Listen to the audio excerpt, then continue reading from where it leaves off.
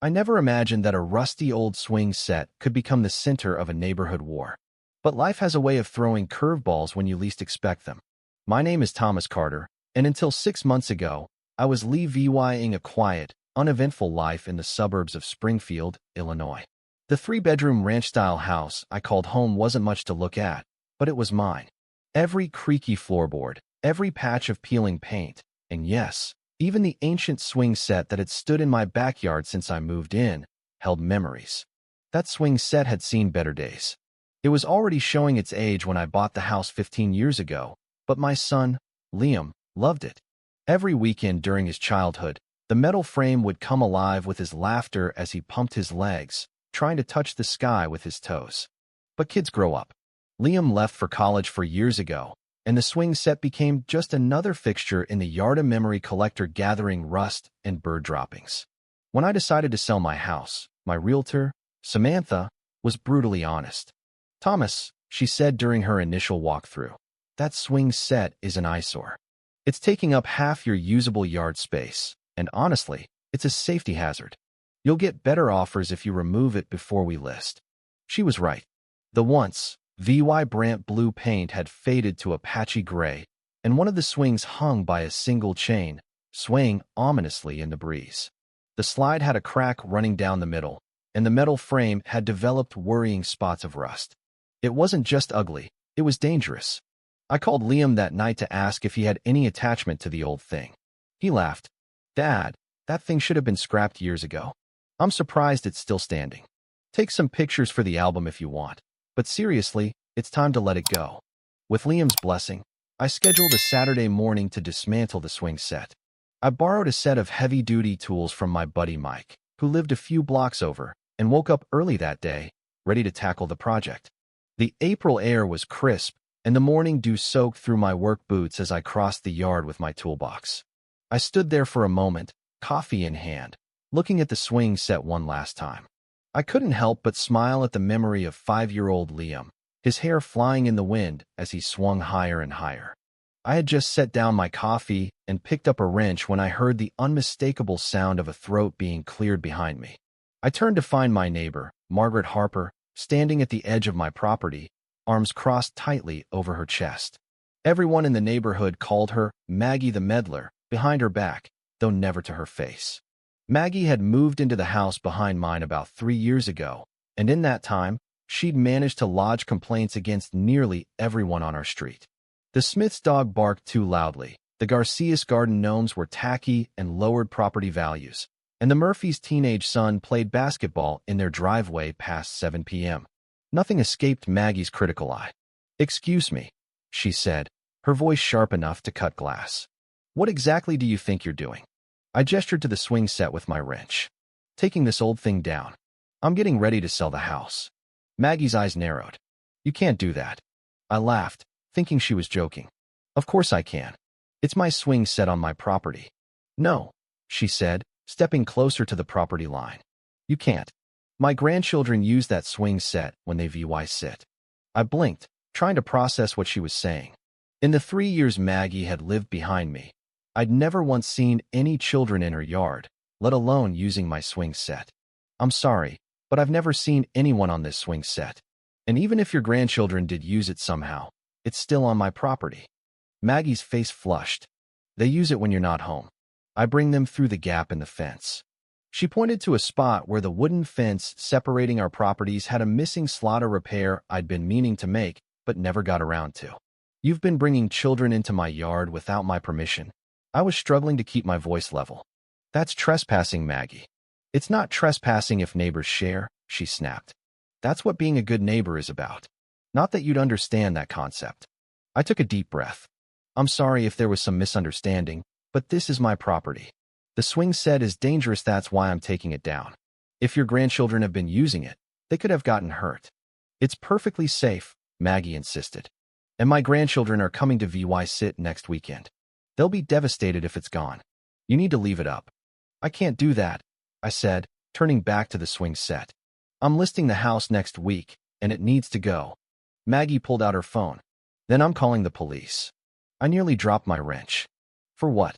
Taking down my own swing set? For destruction of community property, she said, already dialing. That swing set has been there for years. It's a fixture of the neighborhood. You can't just destroy it. I stood there, wrench in hand, completely dumbfounded as Maggie reported me to the emergency dispatcher. I could hear her voice rising as she described a hostile neighbor destroying children's playground equipment. The absurdity of the situation was so overwhelming that I almost laughed. Instead, I calmly set down my tools and walked back to the house. If the police were going to be involved, I wanted to have my property deed and any other relevant documents ready. As I reached my back door, I heard Maggie call after me. Running away won't help you. The police will make you stop. Inside, I poured myself another cup of coffee and pulled out the folder containing all my house documents. I found the property survey that clearly showed the boundaries of my yard and the bill of sale from when I purchased the house, which listed one metal swing set among the included fixtures. I also dug out my homeowner's insurance policy, which had actually increased in premium last year due to the attractive nuisance of HOA-ing an aging play structure in the yard. As I gathered these papers, I noticed Maggie pacing along the property line, phone still pressed to her ear. She was gesticulating wildly, pointing at the swing set and then at my house. I couldn't hear what she was saying, but her body language spoke volumes. This wasn't just about a swing set. This was about control. I thought back over the past 3 years of living next to Maggie. There had been countless small arguments about where exactly the property line fell when I was mowing, complaints about my garbage cans being visible from the street, even a dispute about the color I chose when I repainted my shed last summer. Each time, I had tried to be accommodating, to be the reasonable neighbor. But this trespassing onto my property and allowing children to play on a dangerous structure without my knowledge, this crossed a line. A knot formed in my stomach as I heard the distant wail of a police siren. Was she seriously able to get the police to respond to a call about a swing set? Apparently so, because minutes later, there was a knock at my front door. I opened it to find Officer Daniels, a middle-aged cop I recognized from community events. He looked slightly embarrassed to be there. "Mr. Carter," he said with a nod. "I got a call about a dispute with your neighbor." "Come in, officer," I said, stepping aside. "I've got some documents I think you should see." As Officer Daniels followed me into the kitchen, I could see Maggie standing on the sidewalk in front of my house, a triumphant smile on her face. This wasn't going to be as simple as I'd hoped. Officer Daniels accepted the cup of coffee I offered and sat down at my kitchen table, glancing through the documents I'd gathered. His expression remained neutral, but I could see a slight furrow forming between his eyebrows as he listened to my side of the story. "So you're saying Miss Harper has been bringing her grandchildren into your yard to play on your swing set without your knowledge or permission?" he clarified, setting down the property survey. "That's what she just told me," I confirmed. "I've never seen them myself, but she admitted to using that gap in the fence to access my yard when I'm not home." Officer Daniels rubbed his temple. "And you're taking down the swing set because—" "Several reasons," I explained. "I'm preparing to sell the house, and my realtor advi said removing it to improve the property's appeal. But more importantly, it's in terrible condition. The structure is rusted, one of the swings is broken, and the slide has a crack. It's a safety hazard." Daniels nodded slowly. "Mind if we take a look at this swing set?" We walked out to the backyard together. Maggie immediately hurried over when she saw us, staying just on her side of the property line. She had composed herself somewhat, but was still clutching her phone like a weapon. "Officer, have you told him he can't remove the playground?" she demanded without preamble. Daniels held up a hand. "Ma'am, I'm still assessing the situation. Let me take a look at this structure." As the officer walked around the swing set, it was clear even to a casual observer that the thing was a tetanus shot waiting to happen. He ran his finger along a jagged edge of metal where the paint had chipped away, revealing a crusty layer of rust beneath. When he gently pressed on the slide, the crack widened noticeably. "Miss Harper," he said finally, turning to face Maggie, "this equipment appears to be in very poor condition. I wouldn't consider it safe for children to play on." Maggie waved dismissively. "It just needs a little maintenance. He's exaggerating how bad it is because he wants to sell his house. My grandchildren have been playing on it for years without any problem." Without my knowledge, I reminded her. "We're neighbors," she insisted, as if that explained everything. In my day, neighbors shared things. Kids could run from yard to yard. Now everyone's so obsessed with property lines and liability. She made air quotes around the words, her voice dripping with disdain. Officer Daniels maintained his professional demeanor. Miss Harper, while community spirit is admirable, Mr. Carter is correct that this is his property. He has the right to remove structures from his own backyard, especially if they pose a safety concern. Maggie's face flushed again. But what about my grandchildren? They're counting on being able to play here when they sit next weekend. There's a public playground less than a mile from here, I pointed out. At Riverside Park. It was just renovated last year. That's not the point, Maggie's voice rose sharply. The point is that swing set has been here for years. It's part of the neighborhood. He can't just destroy it because he wants to make a quick buck selling his house. Daniels intervened before I could respond. Miss Harper, regardless of how long it's been here, the swing set is on Mr. Carter's property. And from what I can see, it's in a condition that could be hazardous, especially for children. So you're just going to let him tear it down? Just like that. Maggie's voice had taken on a wounded tone that seemed calculated to inspire guilt. Yes, ma'am, Daniels replied firmly. Mr. Carter has every right to remove structures from his own property. He turned to me. You're free to proceed with the removal, sir. I nodded, relieved that common sense had prevailed. Thank you, officer. But Maggie wasn't finished. She stepped right up to the property line, her face contorted with anger. This isn't over, she hissed. The homeowners association will hear about this. I exchanged a glance with Officer Daniels before responding. Maggie, we don't have a homeowners association in this neighborhood. We never have. Her mouth opened and closed several times, like a fish out of water. Well, we should. And when we do, people like you won't be allowed to destroy community resources on a whim. Daniels cleared his throat. Miss Harper, I'd advise you to return to your property now. And in the future, please don't enter Mr. Carter's yard without permission, especially with children. Maggie glared at both of us, then turned on her heel and marched back toward her house, phone already at her ear. I could imagine her calling everyone in her contact list to complain about the injustice she'd just suffered. Officer Daniels waited until she was out of earshot before speaking again. You might want to fix that gap in your fence sooner rather than later, he said. And maybe invest in a security camera for the backyard, just in case. You think she might cause more trouble? I asked, though I already knew the answer. Daniels shrugged diplomatically.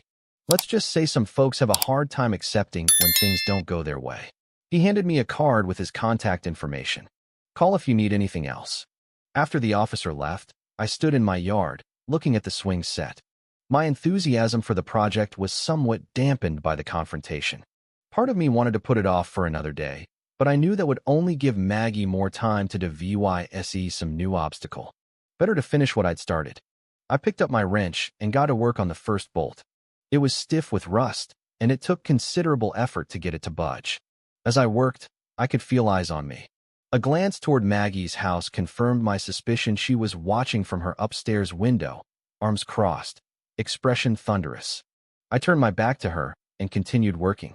The first section of the frame came apart with a groan of metal, and I carefully lowered it to the ground. As I moved on to the next section, I heard a car door slam. Looking up, I saw Mike walking across my front yard, toolbox in hand. Thought you might need some help, he called. I ran into Officer Daniels at the coffee shop. He mentioned you might be having some neighborly issues. I laughed. You could say that. Maggie thinks this swing set is communal property because she's been sneaking her grandkids into my yard to use it. Mike whistled low. Seriously? That's next-level entitlement right there. He set down his toolbox and surveyed the swing set. This thing is a death trap. How long has it been since anyone actually maintained it? Probably since the pre-VYS owners, I admitted. Liam outgrew it years ago, and I just never got around to either fixing it up or taking it down.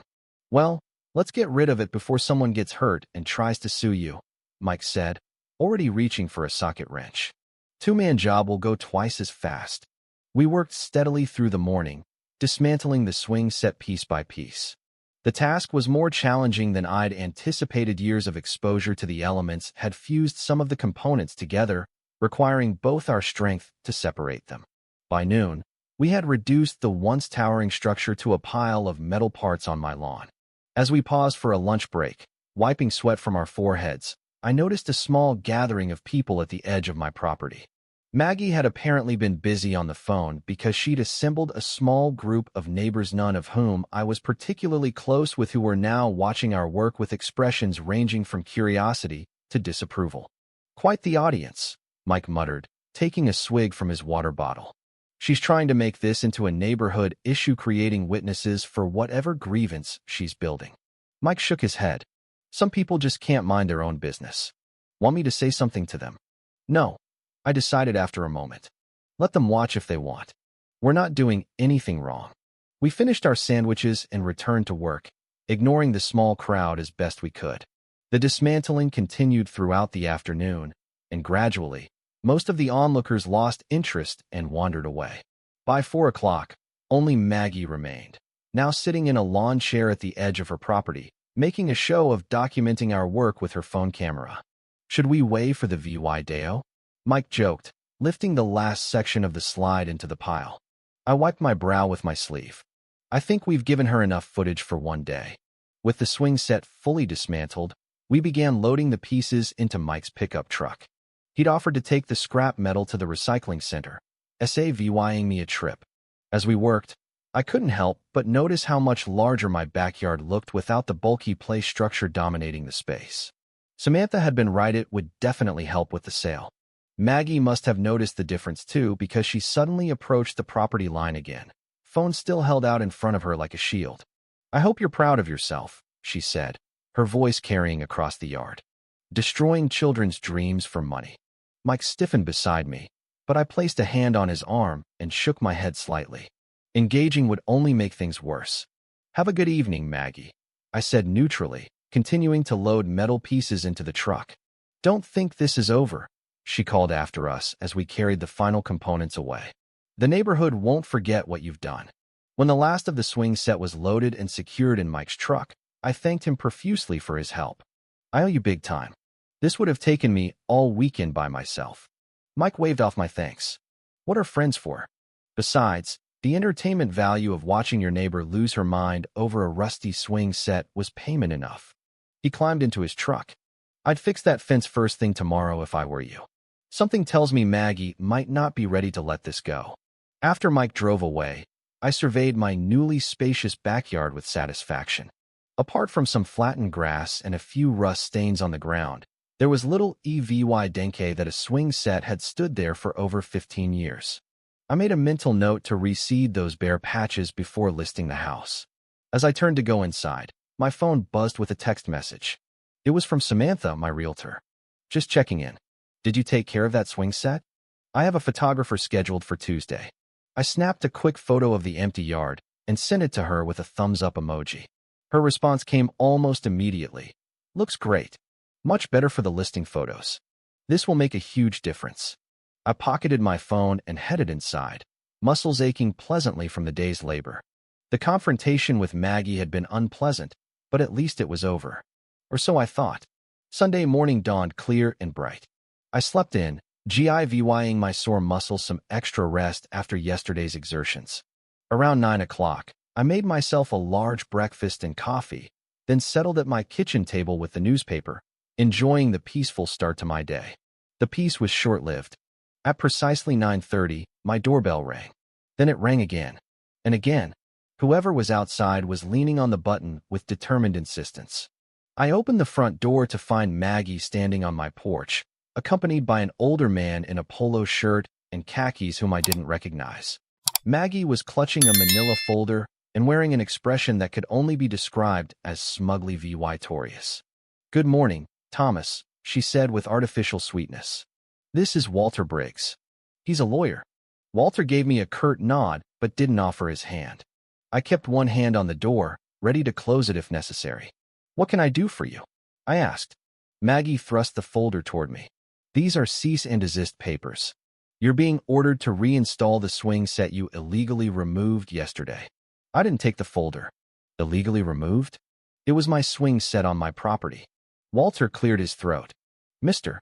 Carter, my client has dead evidence that the play structure in question has been used by the community for years, establishing an easement by prescription.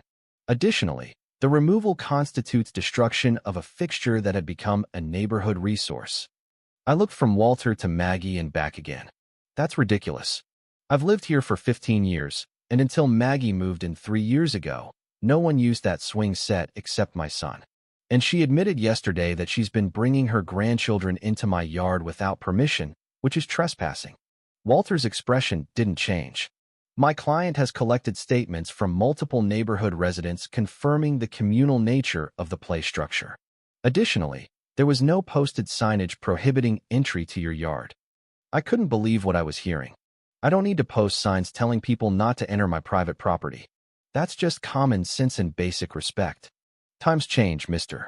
Carter, Walter said smoothly. Courts have established precedents regarding community use spaces, even on technically private property. I took a deep breath. Look, even if other children did use that swing set without my knowledge, which I doubt, it was removed because it was dangerous. The metal was rusted through in places, one of the swings was broken, and the slide had a crack big enough to catch a child's leg. Even Officer Daniels commented on how unsafe it was. That's a matter of opinion, Maggie interjected. It just needed some maintenance, which we would have been happy to help with if you'd asked instead of destroying it. I didn't ask because it was my property, I said, feeling my patience wearing thin. I don't need permission to remove a structure from my own backyard, especially one that poses a safety risk. Walter pulled a business card from his pocket and held it out to me. I suggest you consult with an attorney, Mr. Carter.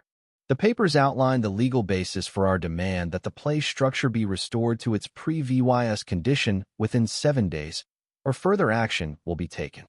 I reluctantly took the card, but still didn't accept the folder. I'm not taking any papers from you without my own lawyer present. If you want to pursue this, you can have your attorney contact mine. Walter nodded, as if he'd expected this response. As you wish. We'll have them formally delivered. But be aware, Mr. Carter, that delaying compliance will only increase your potential liability. With that, he and Maggie turned and walked back down my front steps. I closed the door, leaning against it for a moment as I tried to process what had just happened. Was this really happening? Could they actually force me to rebuild a dangerous play structure in my own yard? I looked at the business card in my hand. Walter Briggs, attorney at law. The address listed was for an office in a strip mall on the edge of town, not exactly a prestigious law firm. Still, the threat of legal action, however frivolous, wasn't something I could ignore. I pulled out my phone and called the one lawyer I knew personally, cousin Emily, who practiced family law in Chicago. It was a long shot that she'd be able to help directly, but she might at least be able to point me in the right direction. Emily answered on the third ring. Thomas, is everything okay? You never call on weekends. I gave her a quick rundown of the situation. There was a long pause after I finished. Let me get this straight, she said finally. Your neighbor is threatening to sue you because you removed your own swing set from your own property, and her basis is that she's been trespassing to let her grandchildren use it. That's about the size of it, I confirmed. Emily's laugh was both reassuring and indignant. That's the most ridiculous thing I've heard in months, and I deal with divorce cases for a levying. No judge would even let this get to court. So I don't need to worry about it. I didn't say that, Emily cautioned. Frivolous lawsuits still cost time and money to defend against, and some people are stubborn enough to pursue lost causes just to make a point. What should I do? I asked. First, document everything, Emily Advy said. Take photos of your yard where the swing set was. If you have any pictures of the swing set showing its deteriorated condition, gather those too. Write down a timeline of events, including your interaction with the police officer yesterday. If you have any security cameras that might have caught Maggie bringing her grandchildren into your yard without permission, save that footage. I jotted notes as she spoke. Okay, what else? Fix that gap in your fence immediately, Emily continued. Today, if possible. If she's been using it to access your property, block it off. And yes, put up no trespassing signs even though you shouldn't have to. Make it crystal clear that your yard is not a public playground. Should I get a lawyer here to represent me? I asked. Let's not jump the gun, Emily said. This Walter Briggs character might be bluffing, or he might send a scary-looking letter that has no legal teeth. If you do receive formal legal documents, scan them and send them to me. I can re-VYEW them and recommend a good property lawyer in your area if needed. After hanging up with Emily, I immediately went to work following her ad VYC. I took dozens of photos of my backyard from every angle, clearly showing my property lines. I dug through my phone's photo gallery and found several pictures from last summer that showed the swing set in the background, its deteriorated condition clearly VY-sible. Then I headed to the hardware store. I bought wood to repair the fence, no trespassing signs to post along the property line, and, on impulse, a wireless security camera that could monitor my backyard. Better safe than sorry. The rest of my Sunday was spent repairing the fence. I removed the broken slat that Maggie had been using as an entrance point and replaced it with a new one, making sure it was securely attached. Then I added additional support to that section of fence, making it sturdier than before. Finally, I installed the no trespassing signs at regular intervals along the fence line, separating our properties. As I worked, I was acutely aware of being watched. Maggie made several appearances in her yard, ostensibly to tend to her flowers or check her mailbox, but each time, her gaze lingered on my repair work. She didn't approach or speak to me, but her displeasure was palpable. By late afternoon, I had finished with the fence and was setting up the security camera. I mounted it under the eave of my house, positioning it to cover most of the backyard, with particular focus on the newly repaired fence section. The camera connected to my phone, allowing me to monitor the yard even when I wasn't home. As evening fell, I sat on my back porch with a beer, surveying my handiwork. The yard looked good, spacious, and open without the dilapidated swing set.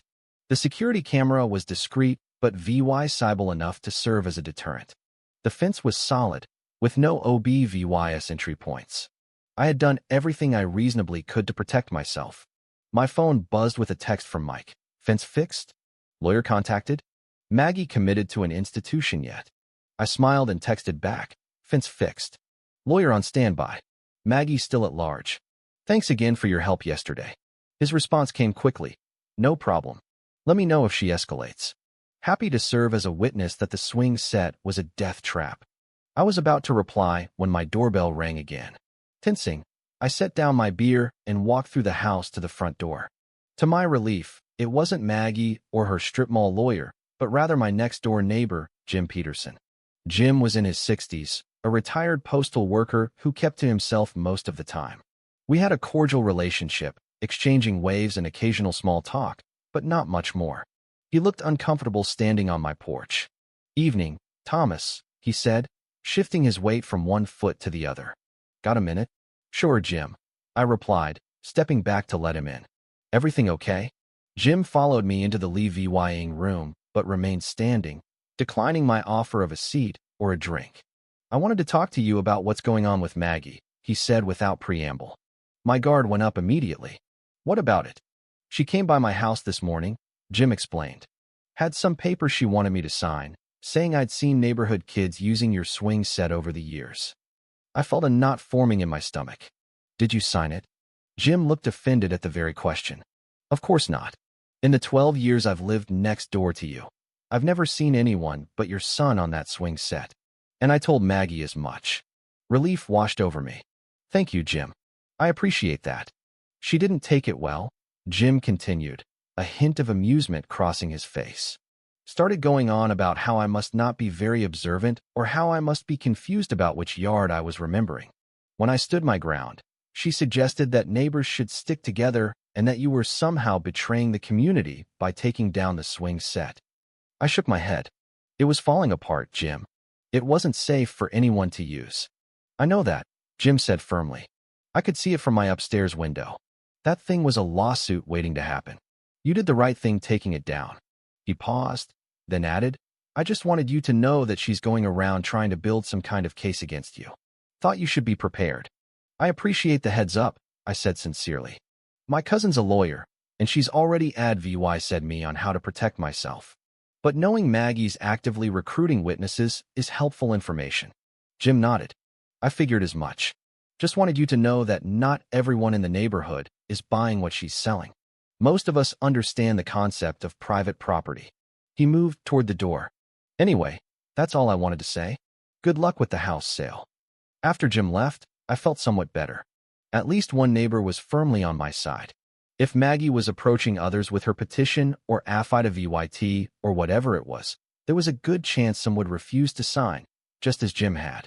I returned to the back porch to finish my beer, but the peaceful evening I'd hoped for had been disrupted. Knowing that Maggie was actively working to build a case against me, however flimsy, was unsettling. What had started as a simple home improvement project had somehow spiraled into a neighborhood dispute that might end up in court. As I sat there, watching the darkness gather over my newly spacious backyard, I couldn't help wondering if this was just the beginning of my troubles with Maggie rather than the end. Monday morning arrived with a fresh complication. I opened my front door to pick up the newspaper and found a thick envelope propped against it. My name was typed on the front, with no return address. Inside was a formally-looking document titled Notice of Intent to Pursue Legal Action, and beneath it, a stack of photocopied papers with what appeared to be signatures. I brought everything inside and spread it out on the kitchen table. The notice was indeed from Walter Briggs, attorney at law, formally advising me that his client, Margaret Harper, intended to file a civil suit regarding the wrongful destruction of a community recreational resource. The document outlined several causes of action, including destruction of an established easement, negligent impairment of neighborhood property values, and, most absurdly, intentional infliction of emotional distress upon minor children. Attached were statements from 5 neighbors, claiming they had witnessed children using the swing set regularly over the years. I recognized most of the names. All were people who lived on Maggie's side of the block, none of whom I knew well. Interestingly, there were no dates or specific details in any of the statements, just vague assertions about neighborhood children enjoying the community play area. I immediately photographed every page and sent the images to Emily. Then I called Samantha, my realtor, to update her on the situation. "She's doing what?" Samantha asked incredulously after I explained. "Over a swing set." "I know it sounds crazy," I said, "but she seems determined to make this a legal issue." Samantha was quiet for a moment. "This complicates things," she finally said. "If there's pending litigation involving the property, we're obligated to disclose that to potential buyers." My heart sank. Even though it's a completely frivolous claim? "Unfortunately, yes," Samantha confirmed. "Any known legal disputes involving the property must be disclosed. It doesn't mean we can't sell plenty of homes with pending legal matters, but it can scare off some buyers or lead to lower offers." "So what do we do?" I asked, feeling a headache coming on. "Let me think," Samantha said. "The photographer is still coming tomorrow, and we'll proceed with getting the listing ready. But we might want to hold off on actually listing until we see how serious this legal threat is. Sometimes these things fizzle out once the person making the threats realizes how much time and money is involved in actually pursuing a lawsuit." After hanging up with Samantha, I went out to my backyard to clear my head. The morning was warm, with birds singing in the trees and a gentle breeze stirring the leaves. It was hard to believe that such a beautiful, peaceful setting could be the center of so much contention. As I stood there, I noticed something that made my blood run cold. At the far corner of my yard, partially hidden by a lilac bush, was a small pile of toys, a plastic bucket and shovel, a couple of action figures, and a deflated beach ball. They weren't mine, and they certainly hadn't been there yesterday when I was repairing the fence. I approached cautiously and examined the items without touching them. They looked well used, with the kind of dirt and wear that accumulates from regular play. Had Maggie planted them here to bolster her claim that children regularly played in my yard? Or had she actually brought her grandchildren onto my property again, despite the newly repaired fence and posted signs? I took out my phone and documented the toys with multiple photos, making sure to capture their position relative to my property line. Then I checked my new security camera's footage. I'd only installed it yesterday afternoon, so if the toys had been placed earlier, it wouldn't have caught anything. To my surprise, the camera had indeed captured something at 6:37 this morning, well before I was awake. The footage clearly showed Maggie lifting a small child over my fence, then handing several toys over before returning to her yard.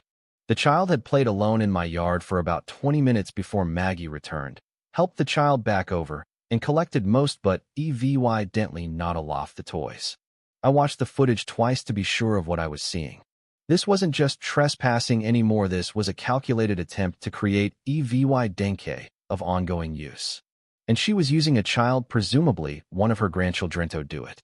My first instinct was to storm over to Maggie's house and confront her, but I quickly thought better of it. That was exactly what she wanted, an emotional reaction she could use against me. Instead, I downloaded the security footage and emailed it to both Emily and Officer Daniels, along with photos of the toys and a full explanation of the situation. Then I called Daniels directly. "Mr. Carter," he answered. "I was just watching the video you sent. This is concerning."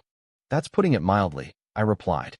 "She's using a child to trespass on my property after being explicitly told not to and after I posted no trespassing signs. And she's doing it to fabricate evidence for a lawsuit." Daniels sighed audibly through the phone. "I'll come by and take an official report. This crosses several lines." Within 30 minutes, Officer Daniels was in my backyard, taking photos of the toys and the fence. I showed him the security footage again on my laptop, and he shook his head in disbelief. "This is reckless," he said. "Not just the trespassing, but putting a child in potential danger. What if the child had gotten hurt while alone in your yard?" "Exactly," I agreed. "The whole reason I removed the swing set was because it was unsafe. Now she's sending a child into my yard unsupervised," I said. Daniels made notes in his official pad. "I'll be paying Miss Harper a sit after I leave here. This could potentially result in charges criminal trespass at minimum, possibly child endangerment." "I don't want to get the child in trouble," I clarified quickly. "This isn't their fault." "Of course not," Daniels assured me. "But Miss Harper needs to understand the seriousness of her actions." After Daniels left, I collected the abandoned toys into a plastic bag, documenting the process with photos. I wasn't sure what to do with them. Returning them to Maggie seemed like it might provoke another confrontation, but keeping them felt wrong too. In the end, I decided to hold on to them until I spoke with Emily again. I didn't have to wait long. Emily called me less than an hour after I'd sent her the footage. "Thomas," she said without preamble, "this changes everything. She's not just making empty threats anymore, actively trespassing and creating false evidence and involving a child. That's beyond the pale." "What should I do?" I asked. "First, you need a real property lawyer right now," Emily said firmly. "I've contacted a colleague in your area, Elaine Harmon. She specializes in property disputes and has agreed to take your case. You should hear from her today." "Take my case?" I echoed. "Are we filing a lawsuit now?" "Not necessarily," Emily explained. "But you need proper legal representation to respond to these threats. And given Maggie's escalation, you might need to seek a restraining order to keep her off your property." The rest of the day passed in a blur of phone calls and emails. Elaine Harmon called to introduce herself and request copies of all my documentation. Samantha wanted updates for her disclosure preparations. Mike checked in to see how things were progressing. Even Jim from next door stopped by to let me know that Maggie had approached him again, this time with a different tactic.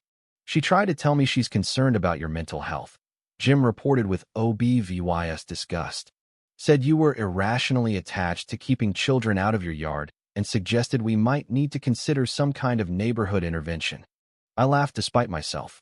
"So now I'm mentally ill because I don't want trespassers?" "Apparently," Jim shrugged. "I told her she was the one who needed help if she thought sending kids into other people's yards without permission was normal behavior." By evening, I was mentally exhausted but felt more prepared. Elaine had drafted a formal cease and desist letter to both Maggie and Walter Briggs, outlining the legal consequences of continued trespassing and harassment. Officer Daniels had called to confirm that he'd spoken with Maggie and issued her a formal warning about trespassing. And my security camera was fully operational, ready to document any further intrusions. I was just about to head to bed when my phone pinged with an alert from the security camera. I opened the app to find a live feed of my backyard, dimly lit by the motion-activated light. Maggie was standing at the fence alone, this time staring directly at the camera. She wasn't doing anything, just standing there, as if willing me to come out and confront her. I watched for a few minutes, but she didn't move. Eventually, I turned off my phone and went to bed, determined not to let her provoke me into a reaction. The next morning, I awoke to a strange sound, a droning mechanical noise coming from outside. I hurried to the window and was astonished to see a small drone hovering over my backyard. It dipped and wobbled, as if being controlled by someone with limited experience, then descended toward the spot where the swing set had stood. As I watched, it dropped something, a small object I couldn't identify, then rose quickly and disappeared over the fence toward Maggie's property. I rushed outside, grabbing my phone on the way to record whatever was happening. In the middle of my lawn was a tiny plastic swing set, the kind that might come with a dollhouse. Attached to it was a small note: "Children's rights matter." I was still staring at this bizarre delivery when my phone rang. It was Elaine. "Thomas," she said when I answered, "I've been looking over the documents Maggie's lawyer sent, and I have good news. There's no legal basis for their claims, none whatsoever." "That is good news," I replied, still keeping an eye on the sky in case the drone returned. "Most importantly," Elaine continued, "I've discovered that Walter Briggs isn't actually licensed to practice law in our state. He has a law degree, but he failed the bar exam 3 times and never passed. He's committing fraud by presenting himself as a practicing attorney." This caught my full attention. "Wait, so all those legal documents he sent me are completely fraudulent?" "Exactly," Elaine confirmed. "I've already reported him to the State Bar Association. This changes our approach entirely. Instead of defending against their frivolous claims, we now have grounds to file harassment charges against both of them, Maggie for the trespassing and Walter for the fraudulent legal threats." I told Elaine about the drone incident, and she said me to document it thoroughly and add it to our growing file. "This pattern of escalating behavior works in our favor," she explained. "It demonstrates that this isn't just a misunderstanding, but a deliberate campaign of harassment." The next few days brought more strange incidents. Flyers appeared on neighbors' doorsteps overnight, claiming I was destroying neighborhood property and urging people to boycott my house sale. Maggie's drone made several more appearances, each time dropping small toys or protest messages in my yard. My security camera caught her testing different sections of the fence, looking for weak spots. Through it all, I maintained my composure, documenting everything but never engaging directly. Elaine worked quickly. By Friday, she had secured a temporary restraining order, prohibiting Maggie from entering my property or flying drones over it. Walter Briggs was under investigation by the State Bar Association and had gone suddenly quiet. Officer Daniels increased patrols through our neighborhood, making a point to drive by several times each day. The tide of public opinion, which Maggie had tried so hard to turn against me, was shifting.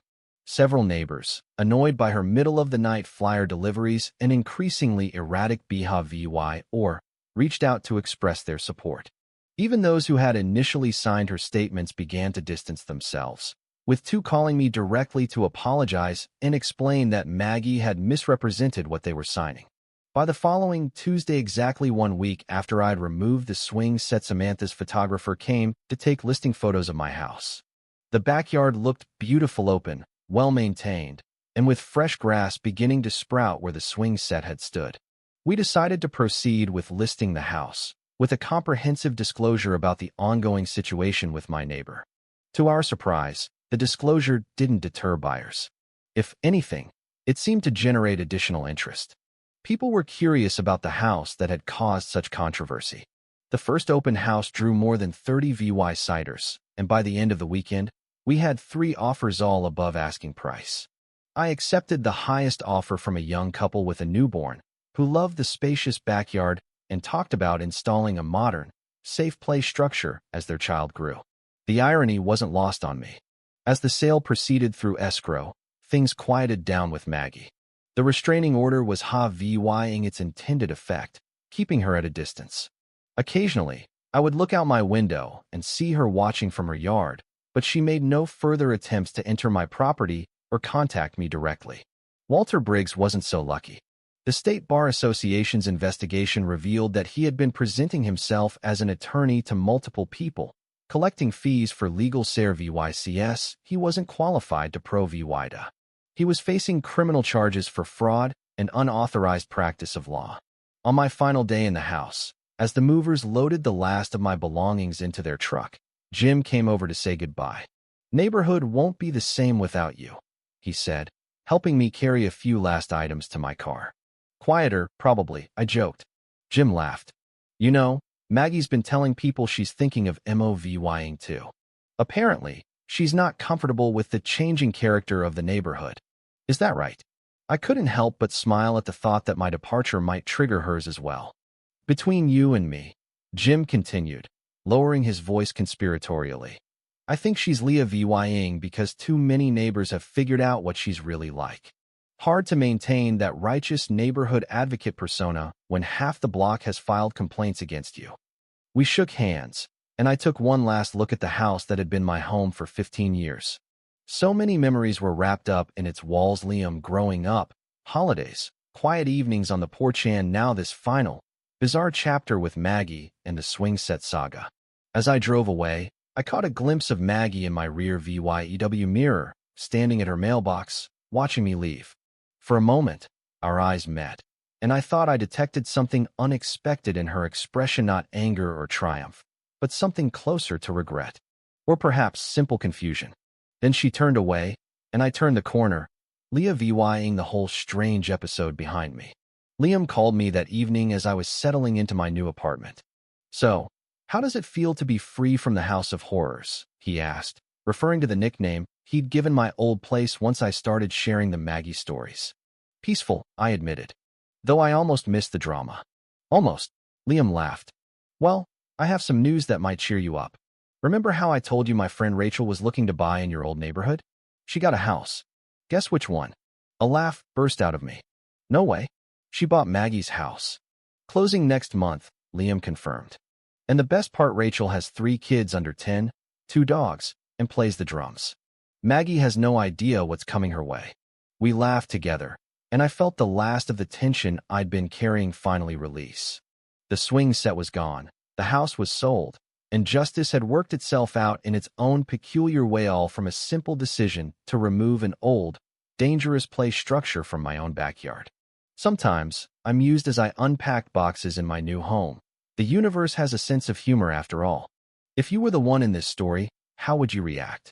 Would you stand up and fight back, or accept the unreasonable pressure and control from the HOA? Share your thoughts in the comments below. And don't forget to subscribe, like, and share this video with more people. Your small action gives us the motivation to keep bringing you more intense and engaging stories. Thanks for watching, and we'll see you in the next video.